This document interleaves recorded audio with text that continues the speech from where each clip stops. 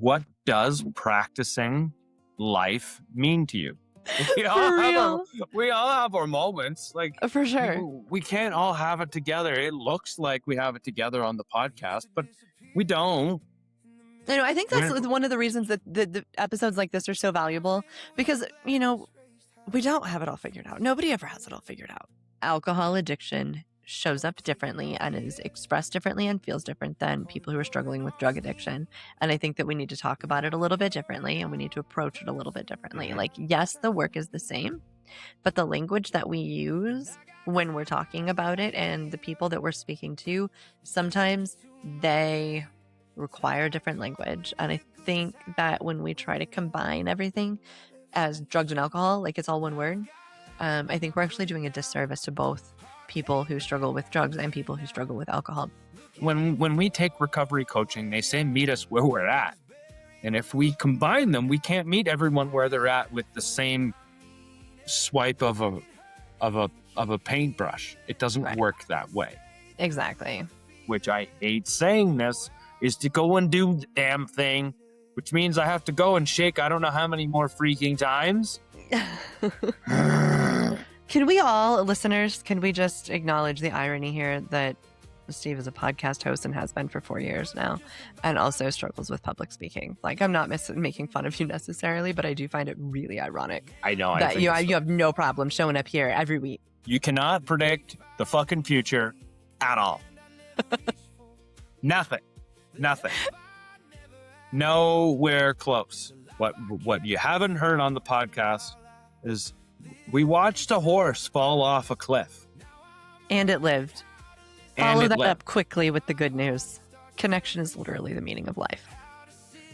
And that's a lesson that I've learned starting early on in this recovery, healing, emotional journey that I've been on for the last 4.5 years. But it's shown up a lot more lately, and it continues to show up.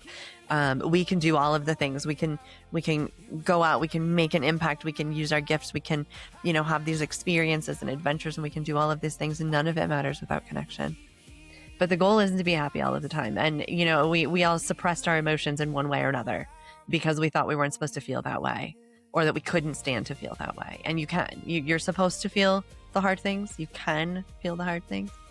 And when you wrap your head around that and you let that be okay and you believe that you can, then you'll find peace. And peace is the ultimate goal. It's not just happiness all the time. It takes time. The healing that you want is like saying, I want this feeling to go away.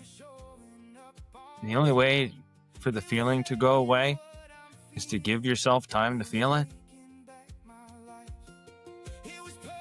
And then eventually it goes away. And the more you fight it, the more it's going to come back and haunt you. It's like working out.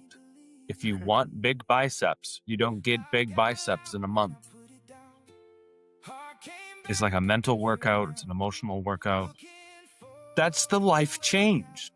That's the perspective changed. And it's all culminated in an email that is somebody you never meet.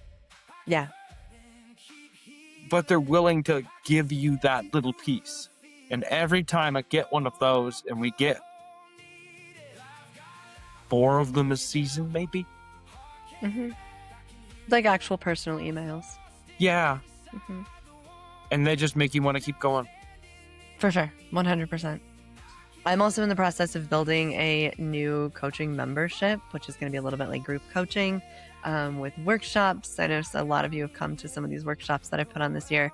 It's going to be that and some really cool group discussions and an online space for people to work on the growth that comes when you decide that you want to quit drinking. Welcome to No Alcohol Needed, the podcast. You are hanging out at the intersection of emotional wellness, personal growth, and living an alcohol-free life. Here we share everything we've learned and continue to learn about how to be happy, no alcohol needed. Hello and welcome to No Alcohol Needed, the podcast. So happy you're hanging out with us. So today's episode is going to be a different one. We take a break every summer. If you guys have been around for a while, you know to expect that. And before we take a break, we just like to make one episode that's just me and Steve kind of talking, sharing some stuff, sharing bits of life. I think sometimes we tend to like, I don't know, maybe it's just me. I kind of like hold back a little bit. I'm like, I don't want to overshare. I don't want to like get too personal. And so this is like our episode to get a little more personal and get a little real and tell you guys what's going on in our lives. And we have some questions that we came up with to ask each other. So some of it's about the podcast, some of it's about life, some of it's about sobriety, some of it's about, our hopes and dreams and goals for you guys, our listeners. So we're just gonna I think we're gonna jump into it. We'll tell you a little bit more about the break, what you can expect after we're done chatting here, but we thought it would be kind of a fun thing to try. So I'm going to touch on, before we get into the questions, I'm just going to touch on sometimes you wonder what oversharing is in episodes. And because we're on all the time, like you only have so much life content to bring along with it. And so I think if you were to like listen to the whole season, you would get enough of the honesty and everything else. But in certain episodes, like I know for me, sometimes I wonder. Most of the times, I'm a fairly open book, and there's always certain subjects where I look at what I'm going to say a little bit more carefully because it involves other people. always, yeah, And when it's specifically about me, I'm fine with it. But when it involves other people, I get more careful with my words. I get for more sure. careful with how I share. Yeah, which I think is good. Like we have to do that, especially Mhm. because we have like a greater listener base than we used to, and I don't know, got to protect the people we love and care about. So Absolutely. anyway, yeah, so it's just a chance for us to hang out with you guys and talk about life and talk about what's going on. And I think these questions are kind of fun. They made me These think. questions are fun. They're good Did they make questions. you So think? Like, oh gosh. yeah, when we sat down to create the questions, they were making me think, and I was kind of wishing that I could be writing some of those thoughts down. So when I went Right. through these questions again to like rethink about it, I was definitely trying to come up with those memories again. I think I lost some of them, unfortunately, That's how it which always means it goes. probably wasn't that important. Right. I mean, if it was, I'd bring it back up again. So I'm going to fire the first question off. Yeah. Kick it Ready? off. Let's do it. Ready? Okay. So, what does practicing life mean to you? That's the title of this episode. We're going to call this episode Practicing Life. And so, what does Right. it mean to you, Julie? Yeah. So I actually kind of wrote this down in my journal, I don't know, a few weeks ago, where I was just like, I don't know, I like to go back and explore identity and explore the future and like just, I don't know, who do I want to be and how do I want to feel in my life? And like I do that on a semi-regular basis. I don't know if that's normal, but that's what I do.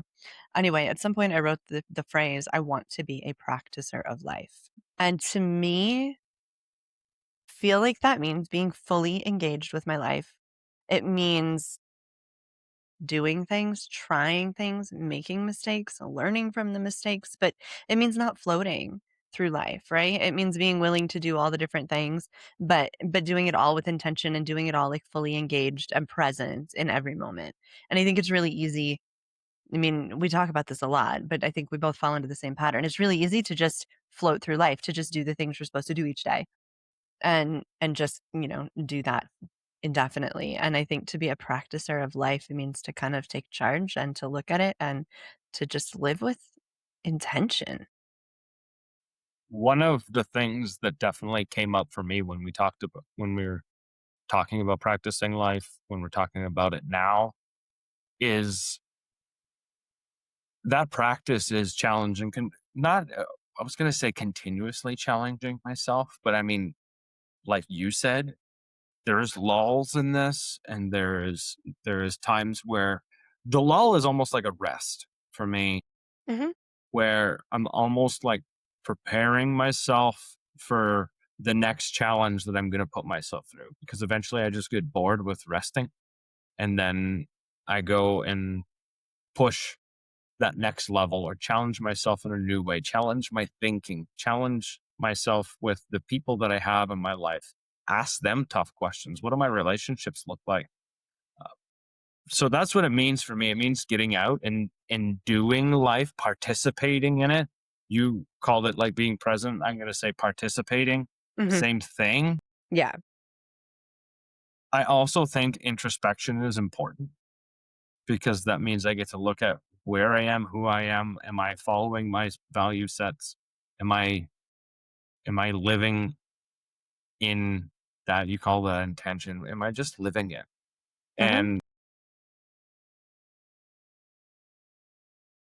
because we're an alcohol related podcast, for me, practicing life at this point in time, in this intersection of, you can call it my recovery journey, whatever journey you want to call it, it it means I don't think about alcohol. It's not something that crosses my mind. It's not something I wish I could still do.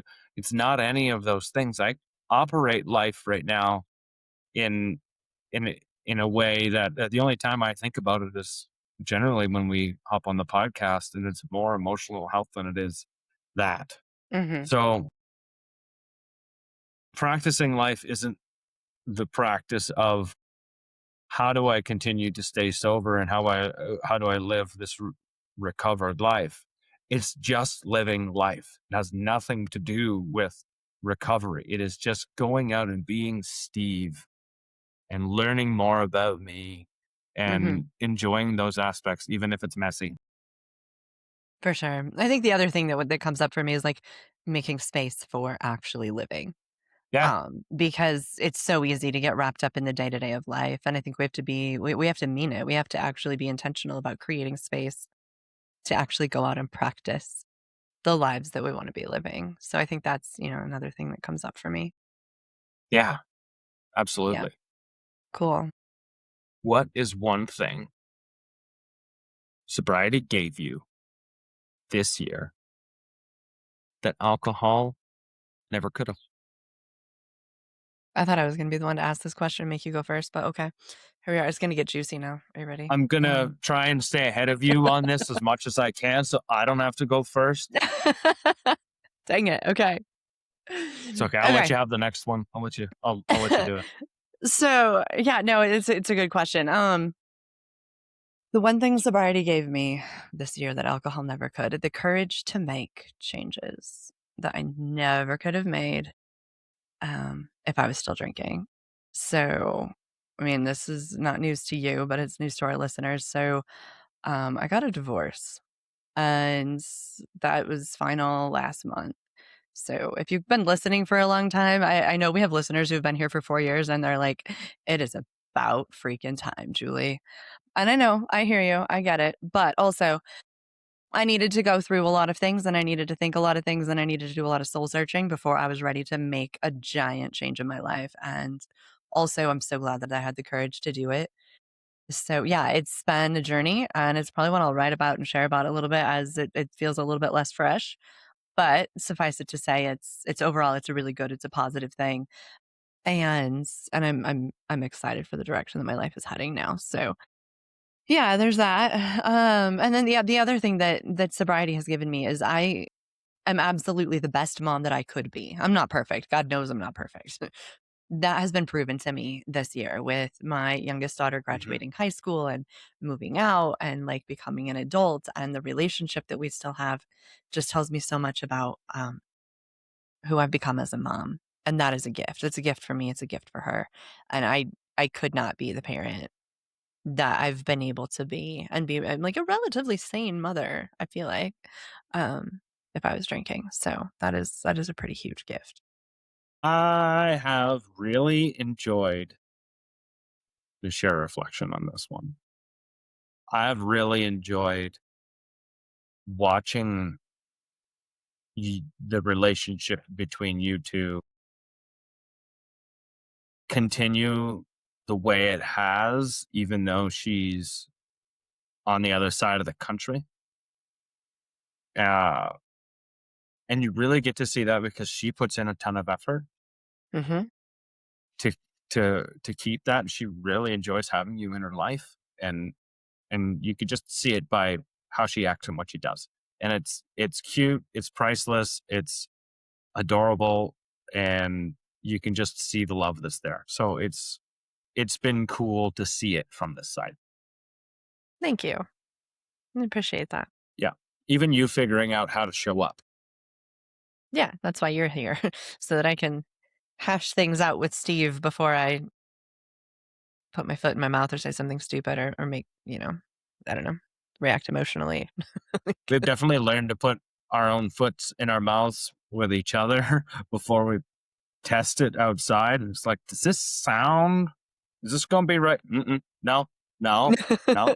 Take a Steve's step like, back. no, no, Take a don't step go there, back. Julie. Take a step back. For real. No, it's Yes. all a learning experience for Oh, yeah. sure. But my life has changed dramatically in the past 6 months.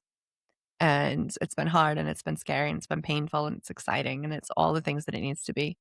And I would not have the courage to be where I'm at right now and walking into the life that I'm walking into if I was still drinking. So It's yeah, been a whirlwind for you for the last year and a half, for sure. ever since Pearl passed away. Yeah, 100%. And yeah, it really has. And you've had like a 1 month break here and there, and then it just hasn't stopped. So I mean, I do have to say, uh, you're doing pretty damn awesome. Thank you. I don't know if you would have said that back in July, but thank you for that. I appreciate it. There are times where you didn't do awesome, but that's okay. Like we all For have our real. we all have our moments. Like For sure. we can't all have it together. It looks like we have it together on the podcast, but we don't. I think that's We're one of the reasons that the episodes like this are so valuable because, we don't have it all figured out. Nobody ever has it all figured out. out. And we want to make sure you guys know that, we know a lot of things. We've gained a lot of wisdom. Also, we still don't have it all figured out. It's No. still messy sometimes. It's life. Yeah, absolutely. Yeah. Okay. So, what's one thing sobriety gave you this year that alcohol never could have? I had a hard time coming up with just one thing, but the very first thing that came to my mind here was a 4.0 GPA. Ooh, yeah. I going back to school and relearning how to relearn, and then year two, getting all of the tougher courses and getting a public accounting degree. I can also say the networking. I've taken on leadership roles. I took on leadership roles when I was drinking too, but it is so neat to connect with the students that are half my age and still be a part of it rather than just be, I don't know what the word is, like an exterior piece of the thing. While I'm a part of the group that is traveling, I Mhm. belong in the group that is traveling. And for a lot of my life, I never belonged. I was wanted to. I'm learning probably more from them than they are from me, which is which is so great that I'm allowed and allowing myself to actually take that in. Mhm. And you hear this from me often, Yeah. and it's inspiring to me. They're inspiring to me. So it's not just the 4.0 GPA, it's the self confidence, it's the willingness to still try new things and figure it out. Mhm. And yeah, I don't, there is no way in hell I would be where I'm at in the program that I'm in and excelling at this level. Right. Not a chance. No, that's a really good one. It's crazy. Like, just, if you look at the whole thing, like, you wouldn't be where you are at all. At all. Like, not even a chance, not even anywhere close if you Not were still even, drinking. yeah. Mm-mm. Nowhere close. And the same's true for me, but that's just crazy. What's Go for it. something you've changed your mind about this year? Is yours kind of like touchy? It is. Okay, And because it mine has is to, too. and it has to, I don't know, yours might be the same as mine, and it might be because we've had this conversation before and we've gotten a little bit more involved locally. And I think our minds kind of shift and change as we learn and grow. And I used to be a pretty hard knocks abstinence person. Hmm. And is this where yours is too? Probably along the same lines, but I Yeah, can I run used with to. a different direction too, so it's cool. All right. So I used to be a pretty hard knocks abstinence person. And a lot of it I still am. You might not see that or catch that on the podcast often because I don't, it's not something I wave a flag and advertise because I don't want to push anyone away. And that's even kind of hard to say here, but it's where I stand.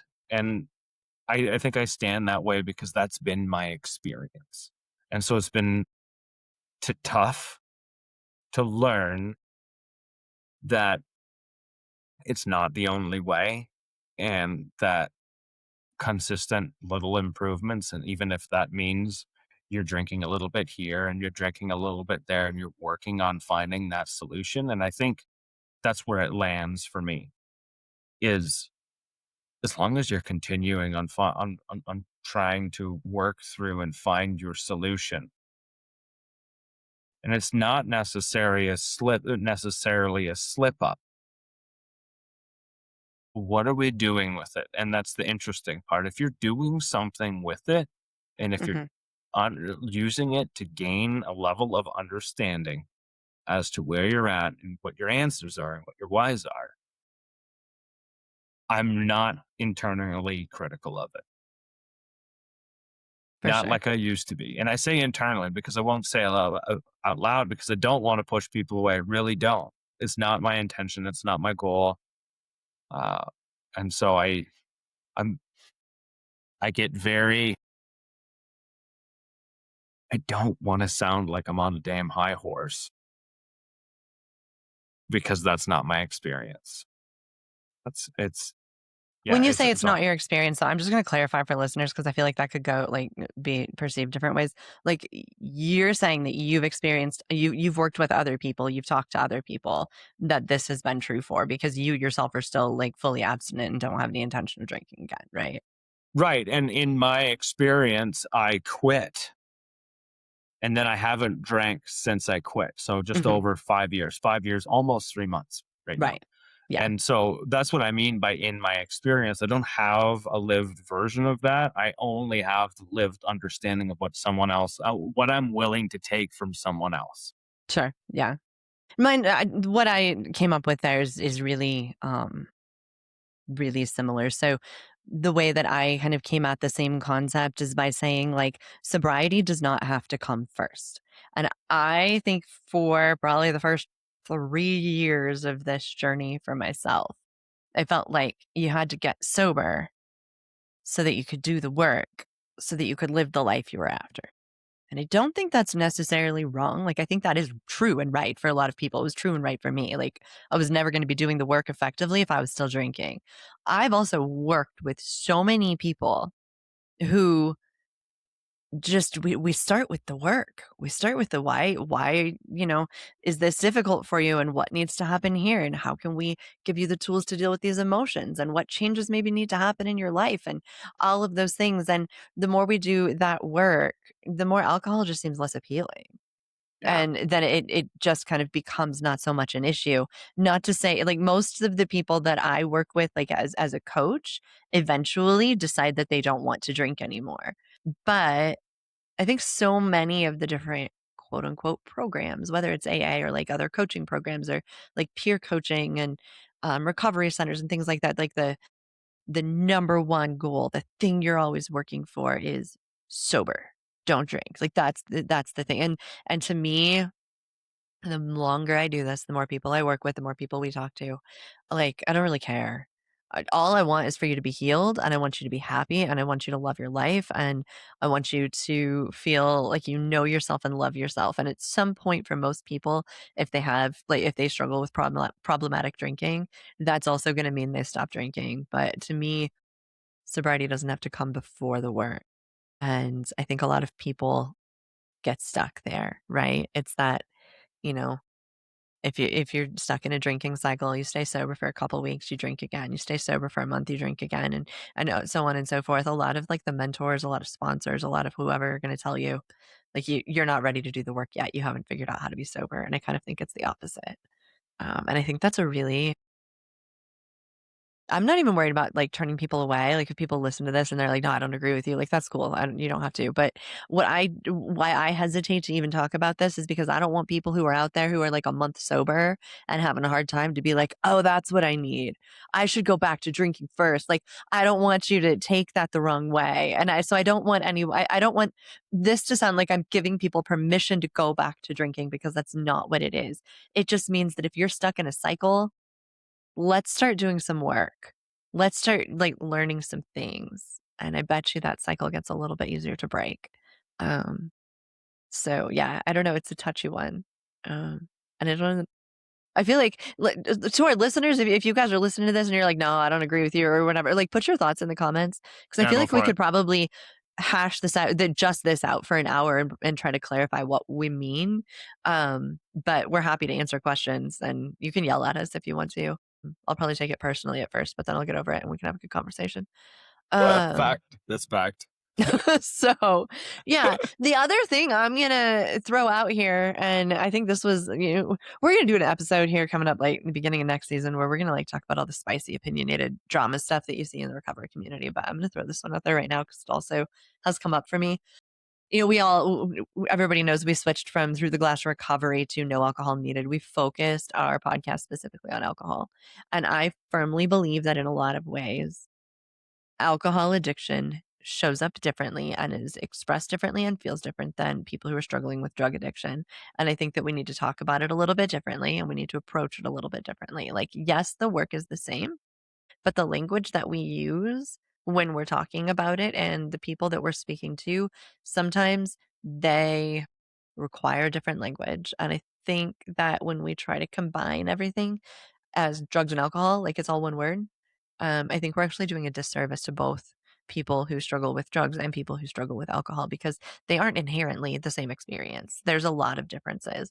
And the more we work with people, the more people we have on the podcast, like the more guests that we've had and all of that, we're recognizing that it's okay to there's a reason there's NA and AA, right? Yeah, Um that's. I was just about to make that point right there. Yeah, and you were just talking to Rachel, who's like, "I'm not gonna send a meth addict to an AA meeting." Like, but then we've had people approach us who are like, "Why are you only talking about alcohol?" And it's because that's where our experience lies, and that's the people that we primarily relate to and work with, and because I think we can't lump them together because I don't think it does either group of people a great service to lump it all together into one. It's been interesting hearing some of the criticism about the no alcohol needed because of the straight focus. Um, One, because it is our experience, and I can't speak on the experience of somebody who was dealing with a meth problem or dealing with cocaine or dealing whatever that may be. I can't speak to that experience. I don't have that. There's also the criticism was just very interesting. Like we're intentionally being exclusive, and it's not intentionally being exclusive. If you want to listen to the podcast, go for it. If you connect with it, go for it. There's nothing in here that says you aren't allowed. That's exclusivity. That's Mhm. shoving and closing the door on it. It's not shoving and closing the door on it. It's inviting people with the same experience or people that feel like that this is what connects with them and speaking to them more directly. Because when I had an alcohol problem, if you said drugs and alcohol, I would immediately say, well, that's not me because the drugs isn't a thing. Right. And so when go back to when you say disservice, when we combine them, I think we hurt the overall population. Yeah. And when we separate them and get help for both, when we take recovery coaching, they say meet us where we're at. And if we combine them, we can't meet everyone where they're at with the same swipe of a paintbrush. It doesn't Right. work that way. Exactly. At least that's what I think. We can go on and on about this one, and we We could. have gone on. And yeah, I mean, there's a reason it took us a while to come up with the new branding for the podcast, but this is another touchy one that I think probably will make some people unhappy. And you know what? There's a lot of people who listen to this podcast and did struggle with drugs primarily. Alcohol is secondary for them, or wasn't even an issue. And the stuff we talk about, this is stuff that like people who have never struggled with any kind of substance need to hear. We're, our lens is through sobriety from alcohol, but so we're not leaving anybody out. But also, we want to make sure that we're speaking to the people that are going to relate the most to our experience. And I think that they are inherently there are some differences that need to be acknowledged. So yeah, another touchy one. Anybody from like the public health sector right now, if they're listening to us, they're gonna like not like us a little bit more, but that's okay. Anyway, I'm getting better and better at not people pleasing. What do you think? We'll see what the reaction is to this episode after, and then we'll see what the reaction is to the people pleasing one, or sorry, not the people pleasing one, to the spicy one when you read the comments online, and then I'll comment on that after. I might not read the comments on that one. No, probably not. And next question. Next Okay. question. Got it. What is something you're actively struggling with even years later? First thing that came up for me is social media. I still cannot figure out how to have good balance and a healthy relationship with it. And I've tried. So when I first quit drinking, I quit all social media and I quit alcohol at the same time. And I did not come back to social media for a year. And honestly, it was great and I loved it. I liked the break. And then, of course, once we started the podcast, we came back to social media, but very much from like a podcast standpoint, not just like my personal stories. But then over the years, I've eventually, I got back on Facebook and I'm kind of sharing a little bit of life. And like it's cool because there's family and friends and people that I want to stay in touch with that I really did miss. But I struggle with finding a balance and sometimes I don't feel like posting at all for weeks. And sometimes I post more often than I should. And then the podcast side of it, like Facebook freaking bribes you to post content for your podcast and they will pay you. I'm not joking. Like, and most people know this, but we were like, oh my God, Facebook's like, if you can post 27 reels in a week, we'll give you $50. And like some of that stuff, you're like, ooh, okay, yeah, I'll try. It's so hard to find a balance because then you do it once and you're like, that's terrible. We're never doing that again. The other thing that I struggle with when it comes to social media is on the podcast, we talk about sobriety all the time. That we are a sobriety podcast. We are an alcohol-free podcast. And you said this earlier. I don't think about not drinking throughout my day-to-day life. It's not really a thing that comes up for me, but I talk about it all the time on social media. And then I'm like, people must think that I still think about alcohol all day, every day, because that's what it looks like when we're posting about it all day, every day on our No Alcohol Needed podcast page. And like, I guess like it bugs me because realistically, alcohol does not come up for me in my day-to-day life pretty much ever. This is also something we're passionate. We want other people to get to that point. Yeah, And the absolutely. only way to do that is to talk about the alcohol so we can like grab them and drag them along with us and bring them to where we've gotten to and keep dragging them wherever we're going. So I don't know, it's a weird balance. It's a hard one for me. And I go back and forth all the time and I take social media breaks for longer than I should. And yeah, that's my quick answer. So what came up for me, and I don't even know if it's like years later, but the first thing that came up for me that still comes up, and this didn't come up until I started going back to school, was I struggle severely with public speaking. Mm-hmm. Like I struggle with worrying about how I'm being judged when I'm standing up in front of a group of people, which sounds absolutely ridiculous because I will go into a store and ask for something because everyone else is afraid, and I'm not even afraid to do that. So like there's some really weird stuff going on here upstairs that I haven't solved. I haven't figured out. I know you're supposed to be nervous. I know that's a thing. It is. I literally to make point of this. I had to do a couple presentations in a class this semester, and I had presentations and speeches and stuff in prior semesters too. But when I knew it was getting close to I was literally like physically shaking before I got up there and did the thing. And, I said it out loud. And apparently, I'm an engaging speaker. You wouldn't know it when I'm up there, I guess, but man, inside, I love to change that story at some point in my life. And right now, it's not there. And the only way to change the story, which I hate saying this, is to go and do the damn thing, which means I have to go and shake I don't know how many more freaking times. Can we all, listeners, can we just acknowledge the irony here that Steve is a podcast host and has been for 4 years now, and also struggles with public speaking? Like, I'm not making fun of you necessarily, but I do find it really ironic I know. that you have no problem showing up here every week and you don't even get, like, I was more nervous than you, but it's the public, like, actual in person. It's the in person thing that I still need to work on. For I sure. can do like intimate one-on-one, small little groups. Great there. Mhm. Outside of that, hard stop. You need to get better. And as with Need to get everything, it's better. the practice. Okay. What lesson keeps showing up in your life right now? You cannot predict the fucking future at all. Nothing. Nowhere close. What you haven't heard on the podcast is that we went, myself, Julie, Amber, who, if you've watched this podcast, then you know who she is.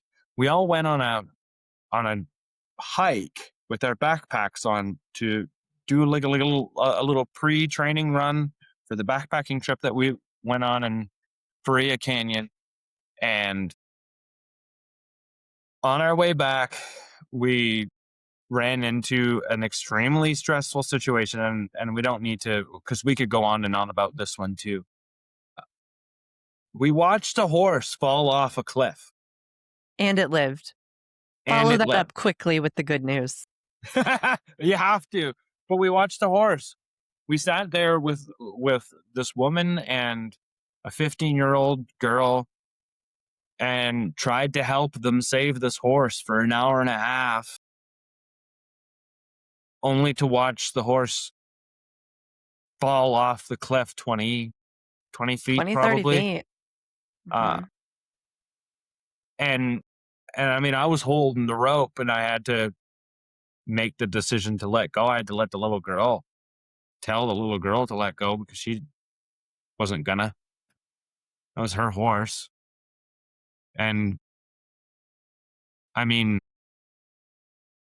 in all honest truth, I walked over to Amber and Julie because I was with the lady and the horse on the rope.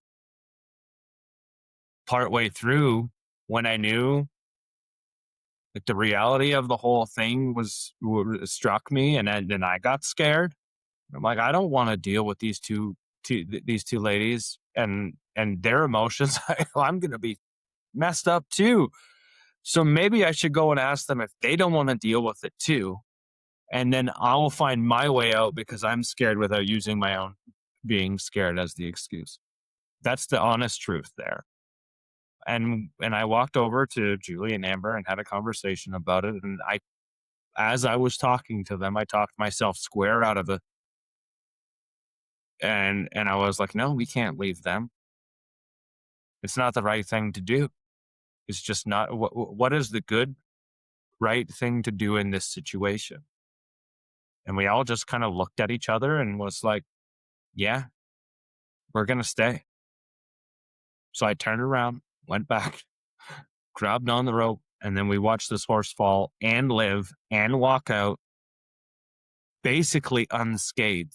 They rode the horse out. Now, I don't think that was the smartest idea, but they rode the horse out. This is how good a condition this horse was after all of this mess. And we checked on them later and the horse was still okay. Yeah. So yeah. Anyways, And I've had this show up now more times than I like. It doesn't need to anymore. It's okay. I get it. I get the lesson. You can't. The best laid plans, they're only plans, and be open to outcomes being different than what I expect them to be. Because clearly, uh, nothing, none of what I thought was going to happen there came true, other than very small aspects of it. That was it. That's the last. That's the answer to that question. We are terrible predictors of our futures. Fucking, I like. I mean, I said those words, but now life is teaching it to me. Right. We're gonna make sure you understand. Does Yeah, that make you a do little you bit understand? scared for the future and what that means? No, no. I'm gonna go instead of scared. I'm just gonna go with excited. Then, I mean, I clearly have no idea what's gonna happen. Let's roll. Right? Yeah, let's go with it. How about you? Oh, lesson that keeps showing up. Um, Connection is literally the meaning of life. That's a lesson that I've learned starting early on in this recovery, healing, emotional journey that I've been on for the last 4.5 years. But it's shown up a lot more lately, and it continues to show up. We can do all of the things. We can go out. We can make an impact. We can use our gifts. We can, have these experiences and adventures, and we can do all of these things. And none of it matters without connection. And that connection is the kind of connection that is scary and vulnerable. And it's the kind of connection that means you have to let down some walls and you have to let some people in. And it means you have to let them see the mess. And it means that you get to share the joy with them. And at the end of the day, nothing else is nearly as important as real, meaningful connection. That is what makes life feel full. And that can happen with a person next to you on the bus, and it can happen with, your family, it can happen with anybody, but, that's why we're here. We're here to connect with other humans in a meaningful, vulnerable way. Facts. Facts. So, what's been making you feel alive lately? You're gonna like my answer to this one. Woo! Really? Fear. Fear is making me feel alive lately, and I know you've Mhm. said that before, and you get all excited when you're, like, afraid of things, and I'm like, I've never understood that, because I do not enjoy feeling fear. However, I've faced a lot of scary stuff lately. I have. And some of it's like big, huge life changes scary.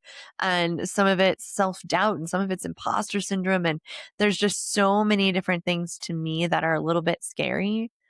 And I'm finally like, I think maybe I've just been through enough in the last year and a half that I'm just like plowing forward. I'm like, whatever, nothing else is going to stop me. I've clearly proven to myself that I can survive some really hard stuff. So let's just do the next thing. And facing fear and finding the courage is almost exhilarating in a way, I guess. And I think that's the aliveness. I used to like I would be afraid of something and then I would avoid it and I would not look at it and I would ignore it and I would like hide from it and whatever, like anything that I could do to avoid the thing that was scaring me. And I am not that person anymore. I'm a whole lot better at just walking right into the things that are scary. It's like you just count down from 3, 2, 1 and then do the thing or whatever that is. And I don't know. It's been good for me. I'm not gonna say it's like It, low stress, but it's been good for me, and it definitely has made me, feel alive. facts. Fear means it's important to you. Yes, 100%. And then when you step into the fear, it means you're stepping into the thing that's important to you. It's terrifying and exciting all at the same time. Yeah, when we did the fear of failure episode, like, that was so well timed for me where I was at in life, and I kind of took that whole episode as a challenge, and it's been good for me. It's been really good. It's brought a lot of really amazing gifts and opportunities into my life that I'm grateful for, so yeah, that's my thing. What makes you feel or what's been making you feel alive lately?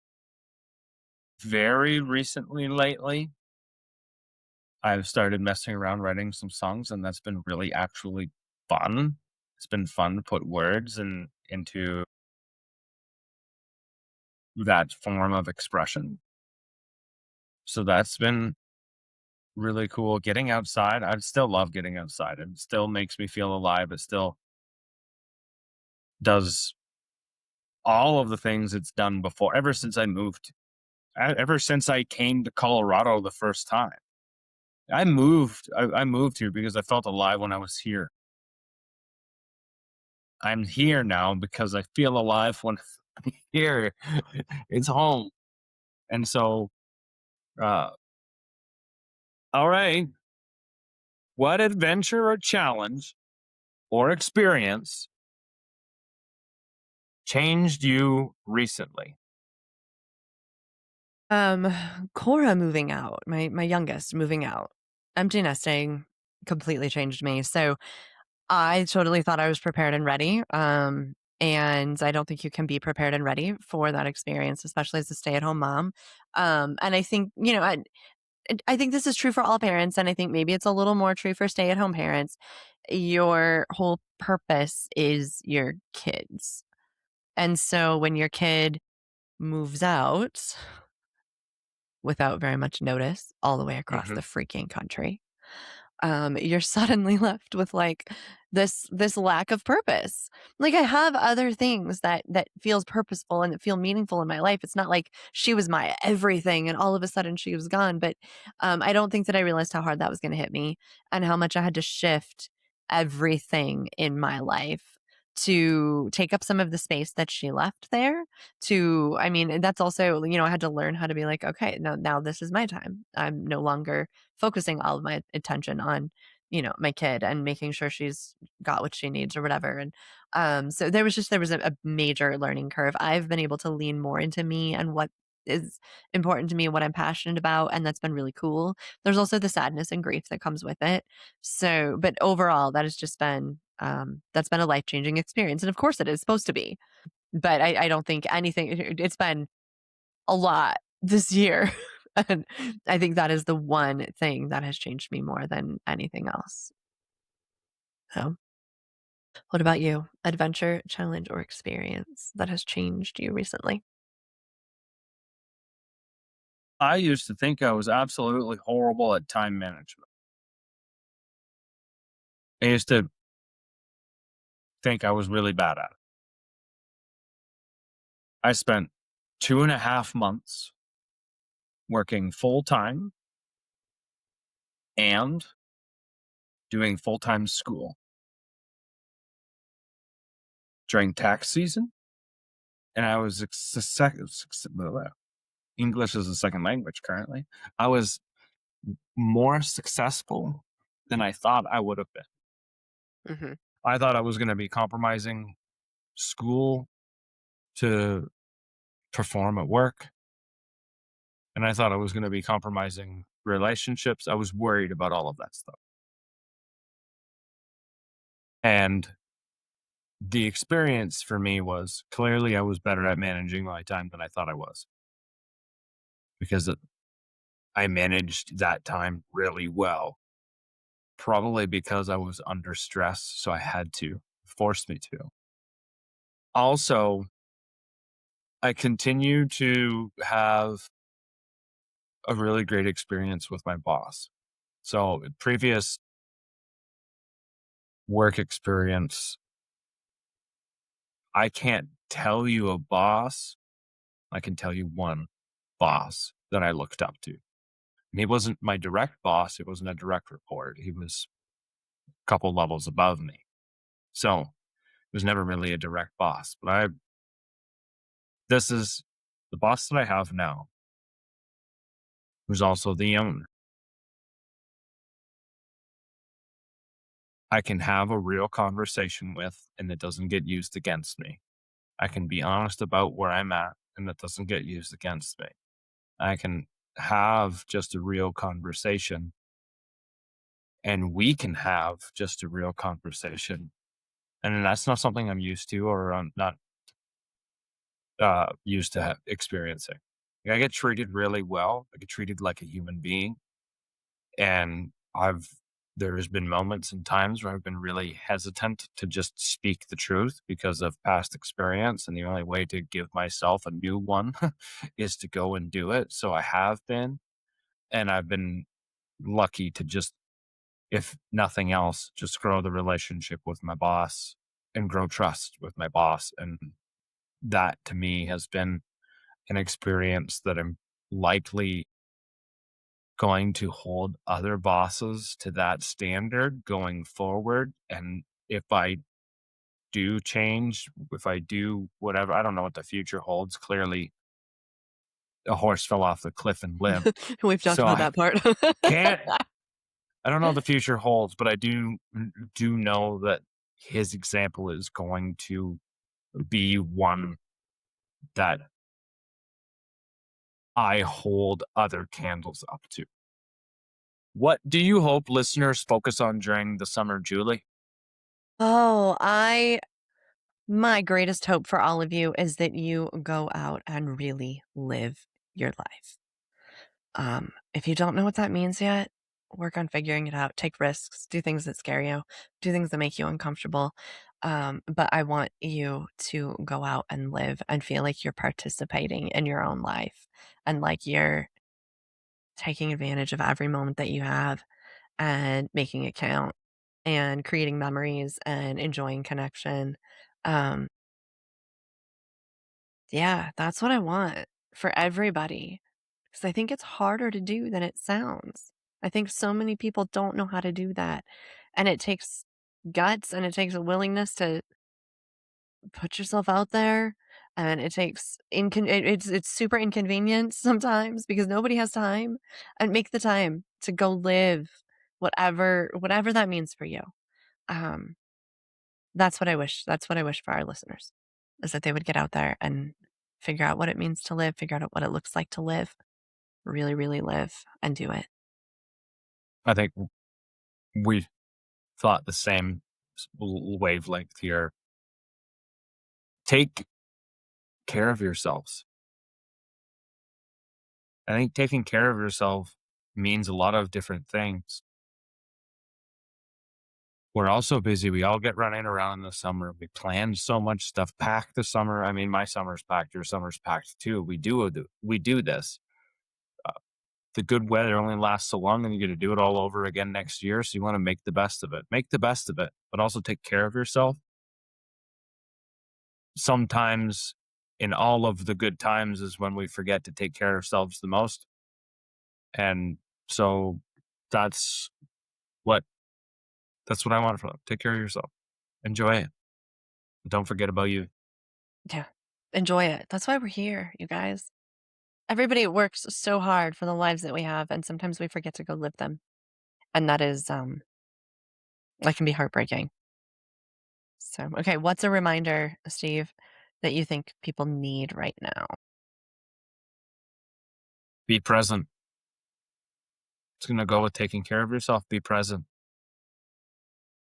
There is so much stuff that we have in the world going on in the world, blah, blah, blah, blah, blah. I don't even need to say it. You know what I'm talking about? There's so much stuff going on in the world. There's so much stuff going on social media, blah, blah, blah. You can distract yourself for eons and never touch something important. So be present. Put cell phone away. Touch Mhm. grass. Touch people. Talk to them. Touch people with consent. Just say. Sorry. Whatever. Whatever. We're so sensitive nowadays. If you touch someone without consent, you just rub up against them in the grocery store. You've done something wrong. Touch them anyway. Whatever. Just become a compulsive hugger. It's fine. That's kind of like what I am, anyways. I Done know. that before. That used to make me so uncomfortable. I'm not They're a fine hugger. with it now. I'm becoming a hugger. I'm getting better Yeah. at it. Yeah. Recovery people love hugs. I've had to Absolutely, they accept do. that. I'm better at it than I used to be. I don't Okay. like cringe. Okay, go ahead. Your Um, turn. oh yeah. What's a reminder that I think people need right now? Um, you're never finished. You're not going to have it all figured out. You're not supposed to have it all figured out. I think that we try to we berate ourselves when we screw up, when we make mistakes, when we do things we regret. We respond in ways we're not proud of.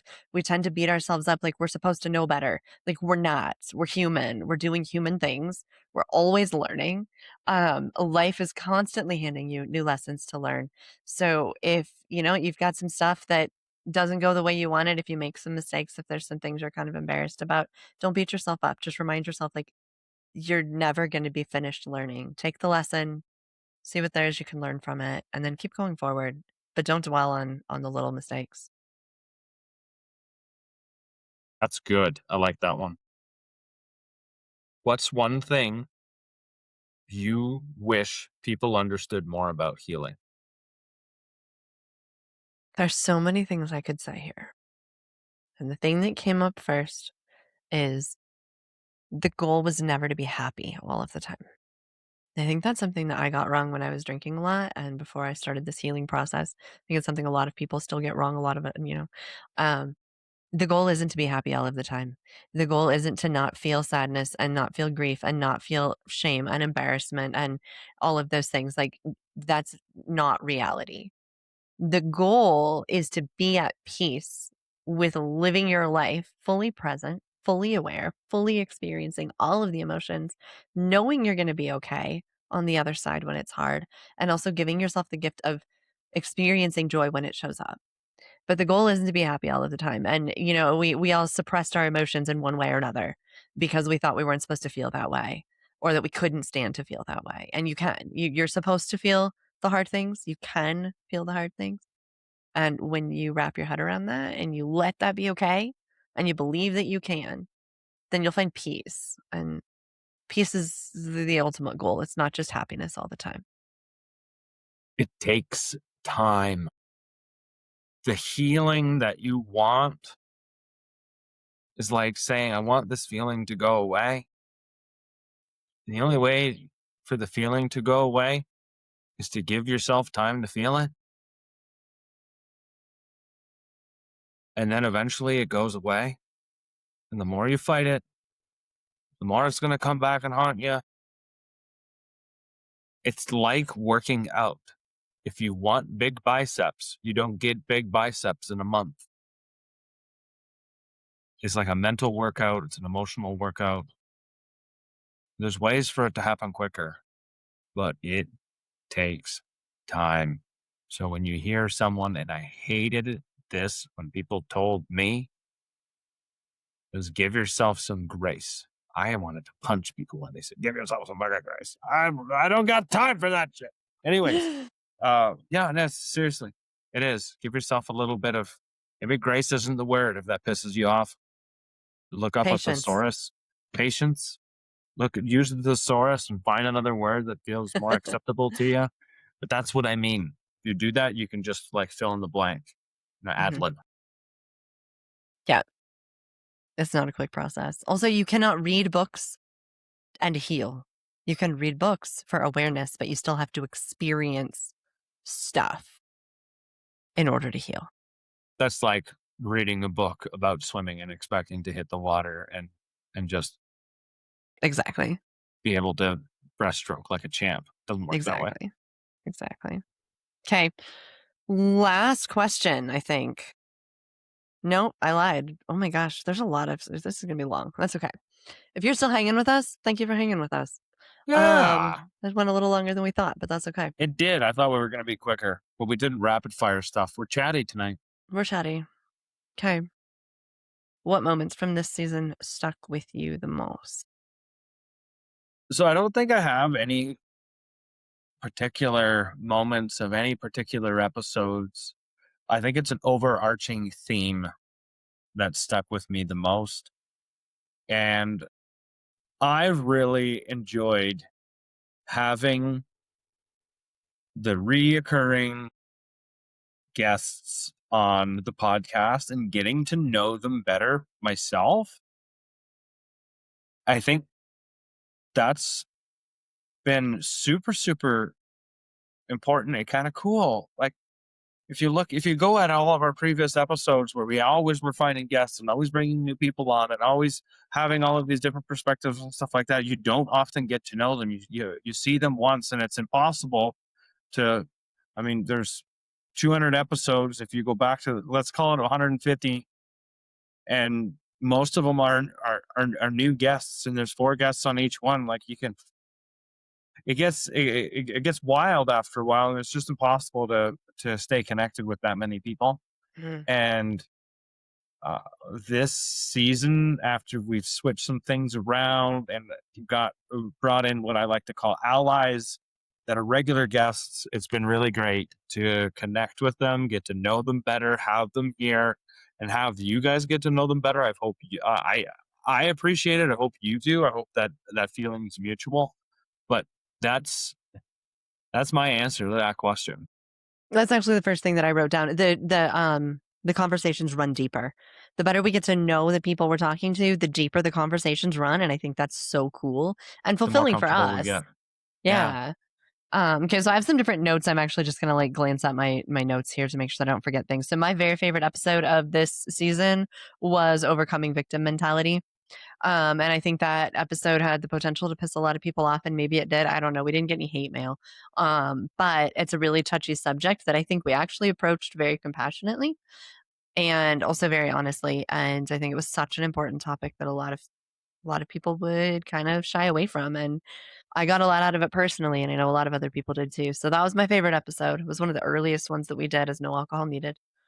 And then a couple other things that just stood out to me throughout. We had an awesome, very real, very honest conversation with Mike and Kristen about suicidal ideation. And I think that's another topic that does not get discussed often enough. And people think they're alone in it. It was just so real. It was healing for me to have that conversation. And I would It was imagine it was healing for healing for me too. everybody there. Yeah. Absolutely. Like, Um, that was if you were going to ask me a pinpoint, that was probably one of the most intimate conversations that we've had this season. Definitely. Definitely. Yeah, so that one stood out to me. Sean totally rewrote like regret that I have been carrying for years with one new reframe about boundaries and the importance of boundaries and why they have value. And so that was great because I love it when we show up here and we just get some input that, perspective we never would have had before. And I remember Amber saying you have the opportunity to create a new iteration of yourself like every day. At any moment, you can create a new iteration of yourself. And I love that concept. And then I also really like it when Matt goes off script. I love it I was when like, Matt goes off script. the things that stand out to me the most that I'm like, ooh, I remember that from the whole past season. Matt, if you're listening, I know you're probably listening right now, dude. We love it when you go off script. I totally appreciate the need for notes and I value that too. But man, dude, you speak well when you're speaking from the heart and you didn't get to prepare for it. So just know that. I love those conversations when they happen. So okay. Next up, what messages from listeners have impacted you the most? I love the sneaky email or the sneaky Facebook post. We had a sneaky Facebook post this year that was from a listener from Paonia. That was there's no single one that's impactful. It's when somebody feels like they've been impacted so much that they put the effort into writing an email and telling you how much you've helped them, and you have no idea. No idea. 99% of the time we do all this with no feedback. Like, very minimal feedback. So it's really difficult to know what your impact is. And you know what I try and do. Like, one of my goals is impact. If I can Hmm. make impact, then I know I've done something right and well. And that is the antithesis of exactly what I'm talking. That's the life changed.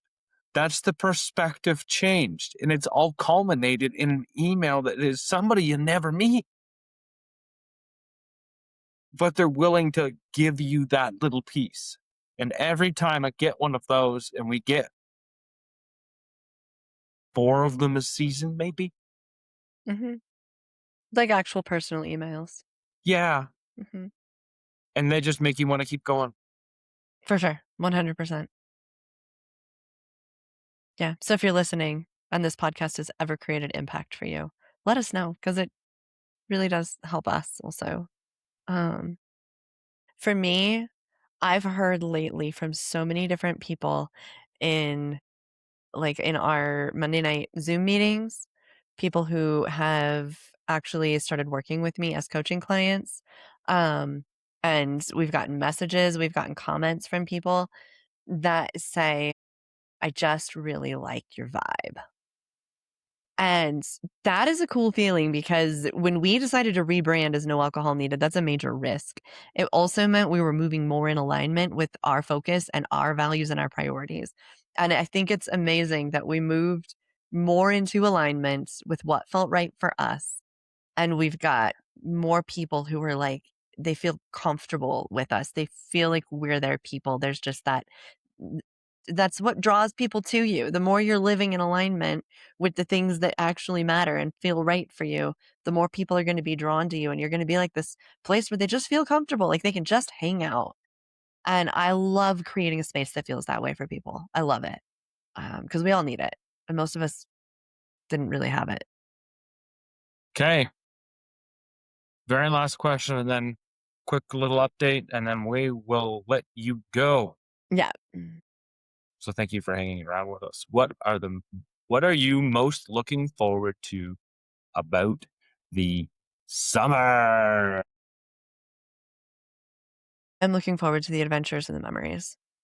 We have so many cool things on the calendar for this summer. Like it is jam packed with doing cool stuff with people that I absolutely love. And when you take real connection with people who just light up your life and you go do cool stuff with them, the memories are invaluable. And I cannot wait to start creating those memories this summer. Me neither. Great hikes. My kids are coming for the summer again. I'm always freaking stoked for my kids to come back here for the summer. We've got rodeos. We got great friends, and I mean that. I'm not just saying that. Great friends. It's not a big circle. It's a small circle of lovely, wonderful people and Hmm. people I love. Great friends. Uh, Also, fresh fruit and farmers markets. That's what I'm excited for too. Welcome to Colorado.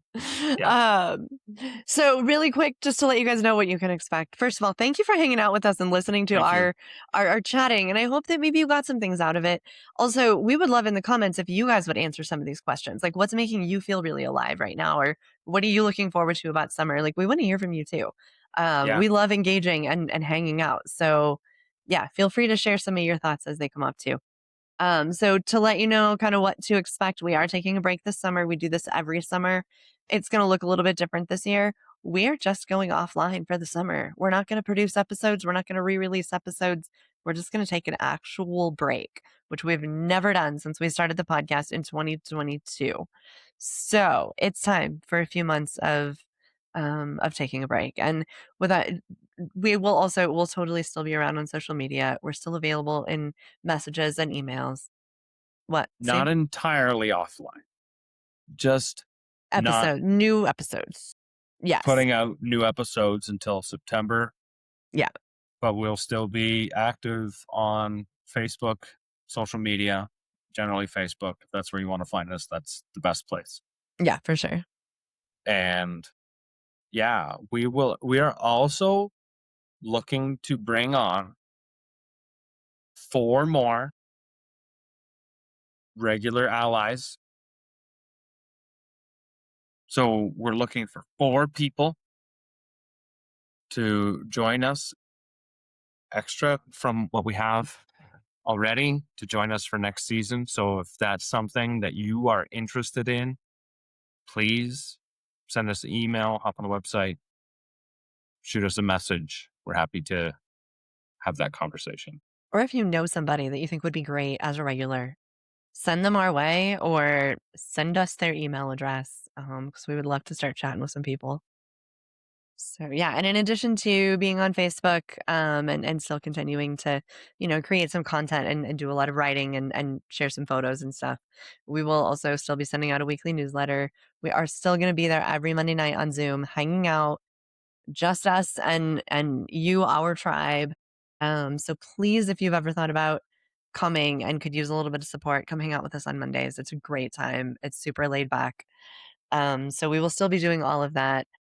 I'm also in the process of building a new coaching membership, which is going to be a little bit like group coaching, with workshops. I know a lot of you have come to some of these workshops that I put on this year.